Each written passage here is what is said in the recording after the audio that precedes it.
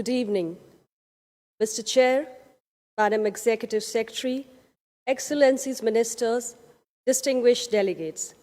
I congratulate UNESCAP and the fellow member states on the occasion of the 75th anniversary of the establishment of UNESCAP. India has always espoused the principles of multilateralism and has actively supported the establishment of UNESCAP as one of its founding members. India was the first country from South Asia to do so. India takes pride in its journey of 75 years alongside UNESCAP and wishes to reaffirm its commitment to UNESCAP and its role in regional cooperation and sustainable development in the Asia and Pacific.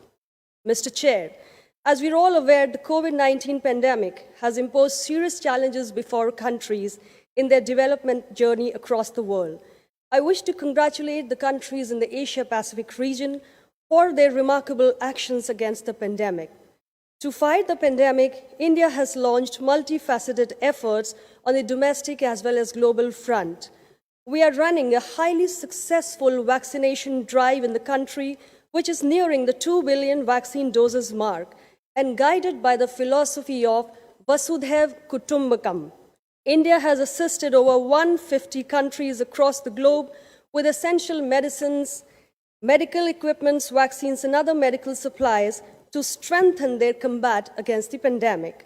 The impact of this pandemic could be long-lasting, influencing all spheres of our life, but we should not let this pandemic affect or reduce the pace of our development activities, including the timely implementation and achievement of the UN Agenda 2030 for Sustainable Development.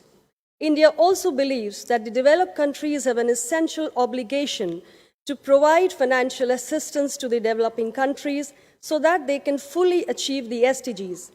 There is a need for a united voice so that the developed countries honor their commitment of official development assistance, especially in these unprecedented times.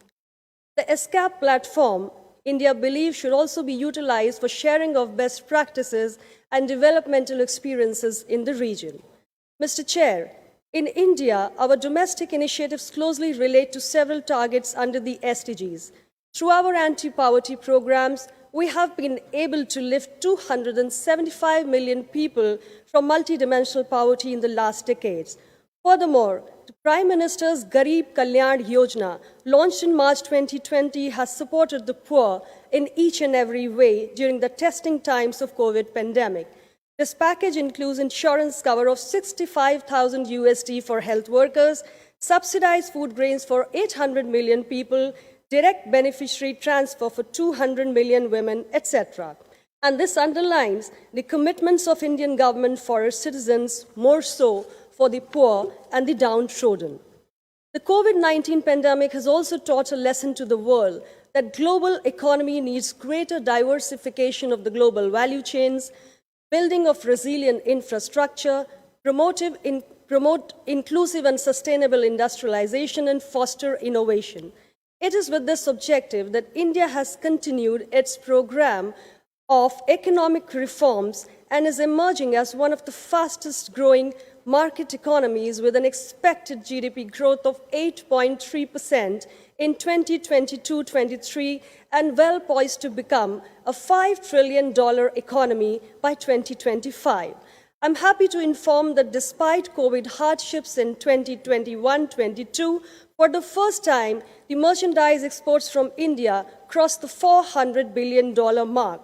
During the same period, India also emerged as the third largest startup ecosystem in the world, with more than 70,000 recognized startups and 100 unicorns valued at $332.7 million, covering all sectors ranging from IT services, healthcare, life sciences, education, and agriculture.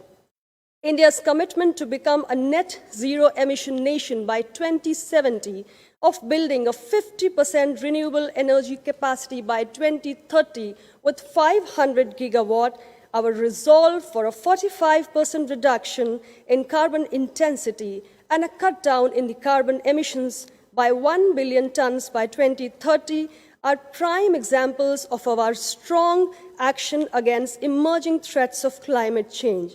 India believes in innovative solutions and scientific research for addressing the environmental concerns.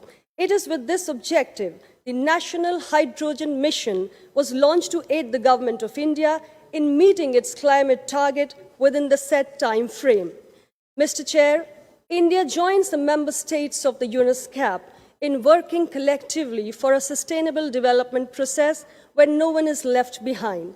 I emphasize our collective actions in the next 8 years will decide the future course of our coming generations. Allow me to conclude with a popular shloka from Rig Veda. Om Sarve Bhavantu Sukhina, Sarve Santu Niramaya, Sarve Bhadrani Pashyantu, Ma Kashit, Dukh Bhag Bhavet, Om Shanti Shanti Shanti.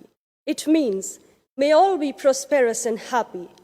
May all be free from illness. May all see what is auspicious and good. May no one suffer in any way. May peace prevail in all realms. Excellencies, ladies and gentlemen, I thank you for your time and attention. Jai Hind.